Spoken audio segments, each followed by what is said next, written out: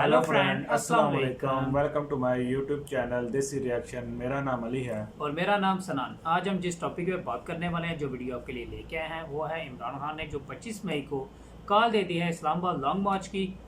तो चलते हैं, देखते हैं ऐसे कौन से हकायक हैं, क्या होने वाला है। 25 मई को कॉल दे दी है उन्होंने। वीडियो की तरफ जाने से पहले हमारे चैनल को सब्सक्राइब, लाइक और बेल आइकन का बटन दबाना ना भूलें, ताकि मज़ीद अच्छी अच्छी वीडियो हम आपकी तरफ लेके आते रहें। चलते हैं वीडियो की तरफ। नाज़रीन इकराम, अगर देखा जाए तो पाकिस्तान और श्रीलंका का दूर दूर तक कोई मुकाबला नहीं है, क्योंकि रकबे और आबादी के एतबार से पाकिस्तान इससे कई गुना बड़ा मुल्क है।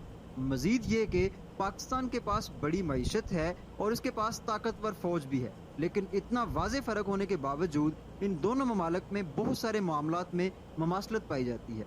ये ममासलत दोनों मुल्कों को दरपेश मौजूदा मुआशी बहरान से झलकती है। दोनों मुल्कों को आलमी कर्जों की अदायगी में शदीद मुश्किलात दरपेश हैं। दोनों को करंट अकाउंट्स और बजट में शदीद किस्म के खसारे का सामना है। दोनों की करेंसी की कदर तेजी से गिर रही है। दोनों को तवानाई के बहरान का भी सामना है। दोनों बैरूनी कर्जों पर इन्हिसार करते हैं और दिलचस्प बात यह है कि दोनों इस बहरान से निकलने के लिए IMF और चीन से मदद लेते हैं। और इन दोनों में सबसे बड़ी ममासलत ये है कि गुज़श्ता 3 दहाइयों से दोनों की मुआशी पॉलिसियाँ और तर्ज अमल एक जैसा रहा है। अपनी चादर देखकर पाँव फैलाने वाले कदीम मशवरे में बहुत बड़ी दनाई है, लेकिन जो इसके बरक्स अमल करते हैं वो मुश्किलात का शिकार हो जाते हैं, चाहे वो अफराद हों या ममालिक। इस वक्त श्रीलंका जिन हालात से गुजर रहा है, इसमें पाकिस्तान के लिए एक बहुत बड़ा सबक है। नाज़रीन, इस बहरान के पस मंज़र को देखा जाए तो श्रीलंका का मौजूदा बहरान गैर मुल्की करेंसी की शदीद किल्लत से शुरू हुआ था। इसी किल्लत की वजह से राजा पाकसे की हुकूमत ईंधन समेत ज़रूरी दरामदाद की अदायगी से हाथ खड़े कर लिए थे। हुकूमत ने अभी IMF से कर्जे के लिए मुज़ाकरात का आगाज़ करना था कि लंकन करेंसी का जहाज़ क्रैश कर गया था, जिसके बाद लोगों को ग़िज़ा के और बीमारों को दवा के लाले पड़ गए थे। नाज़रीन, आपको क्या लगता है कि ये बहरान एकदम आया है? अगर आपका जवाब हाँ में है तो आप बिल्कुल गलत सोच रहे हैं, क्योंकि हकीकत ये है कि ऐसा बहरान एकदम नहीं आता, बल्कि इस बहरान की जड़ें दहाइयों से मईशत को खोखला कर रही थी। कई दहाइयों से यके बाद दिगरे श्रीलंका की हुकूमतें मुआशी बद इंतज़ामी का शिकार रही थीं, जिन्होंने जुड़वा खसारा पैदा किया था और उसे बरकरार रखा था। बजट और करंट अकाउंट खसारे की रीत व आदत अपनाई थी और इसी रीत पर कायम रहे थे। हवाले के तौर पर मैं आपको बताता चलूं कि जुड़वा खसारे का मतलब ये होता है कि कौमी अखराजात कौमी आमदन से किस कदर ज़्यादा हैं। एशियाई तरक्की बैंक के 2019 के वर्किंग पेपर में कहा गया था कि श्रीलंका जुड़वा खसारे वाली मईशत की एक क्लासिक मिसाल है और इसका काबिल तजारत सामान और खिदमात की पैदावार नाकाफ़ी हैं। इस वार्निंग के बावजूद श्रीलंका हुकूमत ने कोई ठोस इक़दाम नहीं उठाया था। मौजूदा बहरान से पहले इंतखाबी मुहिम के दौरान राजा पाकसे ने हर कीमत पर इंतखाबात जीतने का फैसला किया था और इसके लिए अवाम से कितने ही ऐसे गैर हकीकी फिल्मी और तसव्वुराती वादे किए थे, जिनके पूरे होने का हकीकी दुनिया में कोई सवाल ही पैदा नहीं होता था। हर कीमत पर इंतखाबात जीतने की ख्वाहिश ने इनसे टैक्सों में गहरी कटौतियों का अमल करवाया था, जिसने श्रीलंका की मईशत के कुछ हिस्सों को ख़त्म कर दिया था। सोने पे सुहागा ये कि मुल्क की मुनाफा बख्श सियाहत की सनत और वबाई अमराज के बायस गैर मुल्की कारकुनान की तरसीलात ज़र में भी कमी वाक़या हो गई थी। क्रेडिट रेटिंग एजेंसियां श्रीलंका को नीचे की तरफ लेकर गई थीं और इसे बैनुल अक़वामी कैपिटल मार्केटों से बाहर कर दिया था। इसके नतीजा में श्रीलंका का कर्ज मैनेजमेंट प्रोग्राम, जो बैरूनी मंडियों तक रसाई पर मुनहसर था, पटरी से बिल्कुल उतर गया था और ज़र मुबादला के ज़खायर भी 2 सालों में तकरीबन 70% तक गिर गए थे। राजा पाकसे हुकूमत का 2021 में तमाम कीमियाई खादों की दरामद पर पाबंदी लगाने का फैसला श्रीलंका के फार्म सेक्टर को तबाह करने का बायस बना और चावल की अहम फसल की पैदावार भी बहुत कम हो गई। इस साल फरवरी तक मुल्क के ज़खायर में सिर्फ $2.31 बिलियन रह गए थे, लेकिन दूसरी जानब मजमूई तौर पर श्रीलंका का गैर मुल्की कर्जा $12.25 बिलियन है।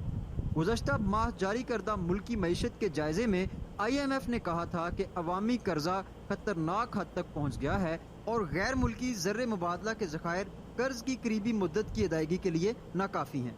दूसरी तरफ एक तवील अरसे तक राजा पाकसे की इंतज़ामिया और सेंट्रल बैंक ऑफ श्रीलंका ने बढ़ते हुए खतरात के बावजूद माहिरीन और अपोजिशन लीडरों की जानब से IMF से मदद लेने की अपीलों की मज़ाहमत की थी, लेकिन इस साल फरवरी के आखिर में यूक्रेन पर रूस के हमले के नतीजे में तेल की कीमतों में इजाफे के बाद हुकूमत ने अप्रैल में IMF से रजू करने का मंसूबा बनाया था। जवाब में IMF के तर्जमान ने कहा था कि IMF श्रीलंका के हुकाम के साथ मुमकिन कर्जे के प्रोग्राम पर आने वाले दिनों में बातचीत शुरू करेगा। IMF के पास जाने से पहले श्रीलंका ने अपनी करेंसी की कदर में तेजी से कमी की थी, जिससे महंगाई में मजीद इजाफा हो गया था, जिसकी वजह से अवाम के मसाइल में मजीद इजाफा हो गया और अब हालात ये हैं कि बहुत से लोग मुश्किलात और लंबी कतारों का सामना कर रहे हैं। अबूरी तौर पर राजा पाकसे ने चीन और भारत से भी मदद मांगी थी, खास तौर पर ईंधन के हसूल और फ्राहमी के लिए। फरवरी में भारत के 750 मिलियन क्रेडिट लाइन के तहत डीजल की खेप पर दस्तखत किए थे। दूसरी तरफ चीन भी श्रीलंका को 1.5 बिलियन डॉलर की क्रेडिट सहूलत और 1 बिलियन डॉलर तक का अलग कर्जा देने पर गौर कर रहा है। नाज़रीन कराम, इस इमदाद के बाद हो सकता है श्रीलंका इस बहरान से निकल आए, लेकिन कर्जे लेकर कर्जों की अदायगी से बहरान नहीं टलते, इसको महज थोड़ा आगे कर देते हैं। बहरान का मुस्तकिल हल लूट खसूट पर मबनी निज़ाम की जगह एक मुनसफाना समाजी और मुआशी निज़ाम का क़याम है, जिसका मुतालबा लेकर श्रीलंका के लोग आज सड़कों पर हैं। दूसरी जानब श्रीलंका की कहानी पाकिस्तान की कहानी से कुछ मिलती जुलती हो सकती है और इसमें अरबाब इख्तियार के लिए वाज़ेह सबक है, जिन्होंने मुल्क पाकिस्तान में ऐसे वक्त में सियासी बहरान पैदा किया है जिस वक्त पाकिस्तान आलमी मसाइल की वजह से मुआशी मसाइल से दोचार है। अरबाब इख्तियार क़यादत इमरान खान को हटाकर मखलूत हुकूमत बनाने में कामयाब तो हो गई, लेकिन साथ बुरी तरह फंस भी गई है। मुल्क की मईशत मुस्तहकम होने की बजाय दिन ब दिन गिरती जा रही है।